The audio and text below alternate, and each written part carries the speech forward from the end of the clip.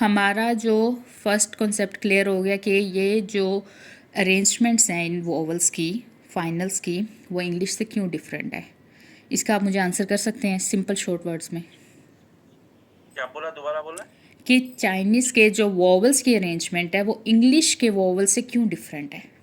वो साउंड की वजह से ना, जी जो आपने बिल्कुल। बताया था ऊपर के साउंड में ना, जी जिसमें मतलब आपके माउथ की जो ज्यादा खुला है या बंद हो रहा है, मतलब साउंड बेस जी बिल्कुल, साउंड बेस जो कि आपको इस पिक्चर में नज़र आ रहा है कि नजर। हाँ, साउंड्स ये इनके नीचे लिखी भी हुई हैं साउंड्स के ये आ हाँ, ओ, ये बिल्कुल आपका जो माउथ ये का जो साइज़ है वो साउंड्स की बेस के ऊपर ज़्यादा से कम हो रहा है, जिसकी वजह से जो इनकी अरेंजमेंट है वो इंग्लिश से डिफरेंट है। सही।